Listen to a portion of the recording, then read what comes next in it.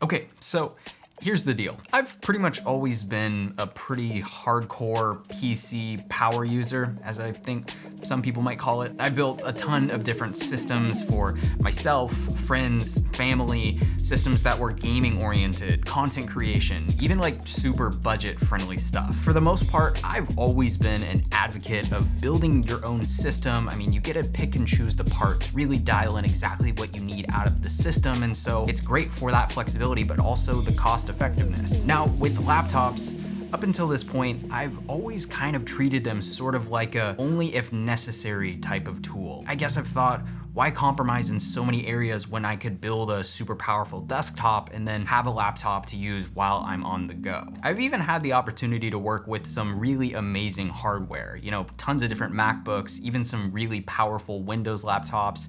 But for some reason, I've never felt like fully confident in utilizing one for my primary workstation. But I'm traveling a lot more this year. I mean, the world's opening up and my freelance career is growing, which has been amazing, but I'm having to get used to working out of the office environment here on my desktop more and more often. So when Apple announced the new M1 Max, well, I think you guys can already guess. This thing might change a lot for me.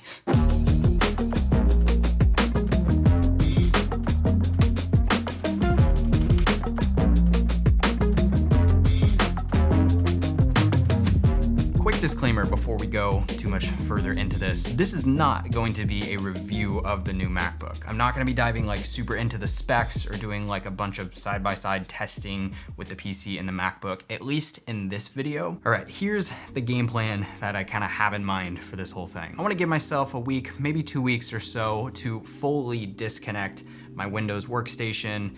I mean, truly, this thing is like my baby. I've been utilizing this particular build for 4, maybe 5 years now. I've got just a ton of SSDs. Like, this thing is rock solid. Transition everything over to this MacBook. The model that I have here is, of course, the 16-inch. This has the M1 Max chip with the 10-core CPU and 32-core GPU, 64 gigabytes of unified memory, and a 2 terabyte SSD. Now, I know some of you are gonna be like, that's so overkill. Like, you don't need those specs, like blah, blah, blah, blah. Quite frankly, I don't really care. I'm looking for an absolute future-proof machine, something that is literally, again, going to replace my main PC workstation and become my main primary editing machine. So setting this thing up here in my current desk setup, we're gonna need a dock for connectivity. So I picked up the Razer Thunderbolt 4 dock. I like the way this one looks. It's just clean black. I think it matches the aesthetic and the Thunderbolt 4 connectivity, of course. Okay, I think for the time being, cable management is probably just not gonna be a thing. Let's go ahead and lay out some of the things that I'm gonna be looking out for with this laptop, with this machine, as I begin to make this transition. For one, it's a laptop. This thing needs to have good battery life. I cannot tell you how many devices I've used that claim all-day battery life, but it's just not a thing. I've talked about it in multiple videos in the past.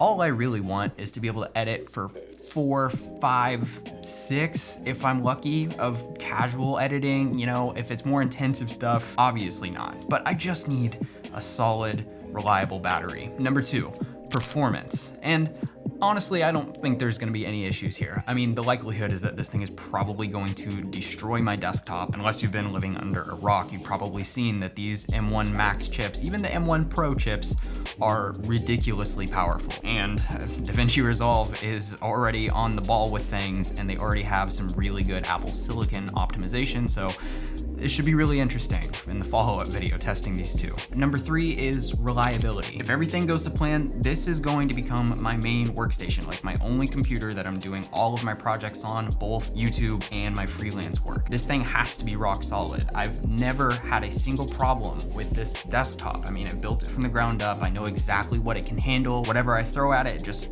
takes it. Zero issues with hard drives or media. I don't know, for some reason, I just have this weird superstition with USB-C or Thunderbolt being like the main port for throughput and connectivity, and just like hard drives connecting, like the long-term kind of reliability and longevity of that just kind of irks me. And I know some people are gonna be like, oh, you're overreacting. Like plenty of people use these things as their daily drivers, no issues. I don't know, I'm probably being way overly dramatic, but that is the trade-off. A desktop, it's gotta stay where it is. Yes, it's rock solid, but you can't take it anywhere. Previously, my workflow was almost 100% on the desktop, and I would use my 2019 MacBook or some of the Windows laptops when I needed to edit on the go, or if I was on location traveling. But it always felt like, you know, it wasn't gonna keep up with what my desktop could do, so it was just, again, like a only if necessary type of thing. But if I can have a laptop that gives me that performance and reliability with no compromise, I mean, it's honestly like the best of both worlds. I can dock it here at the desk setup, or I can work on the couch, I can work on an airplane, I can work in bed, even a closet. Not actually, wouldn't work in a closet, but I guess maybe I should tell you about the sponsor of today's video.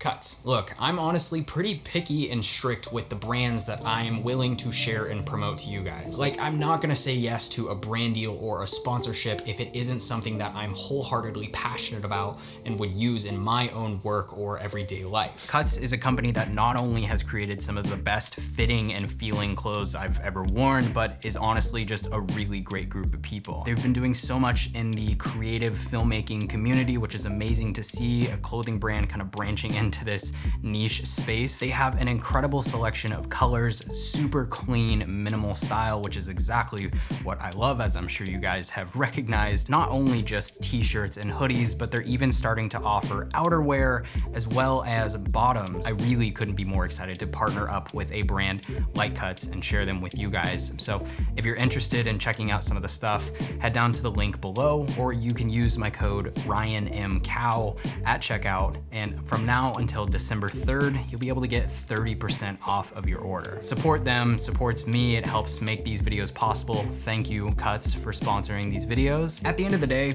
I'm not here to convince you to go buy the brand new, super expensive Macs. I mean, I'll be the first to tell you that there's not many people out there who genuinely need stuff as powerful as this. What matters is finding gear that works for you and, of course, fits your budget, but doesn't slow you down at any step of your process. As my work and my career continues to grow and evolve, the gear that I use on a daily basis for everything needs to grow and move with me as time goes on. The moment I feel some friction or something sticking within my workflow, I'm gonna be looking for that next solution. Look, I'm fully aware that I'm very lucky to be in a position where this is my full-time career and I can go out and buy the new stuff when it comes out and I can, you know, share it with you guys. When it comes to all this tech stuff, it can be really daunting and overwhelming to decide if you should buy a new laptop or a new computer or a new MacBook. Even for me, I'm still hesitant about this whole thing,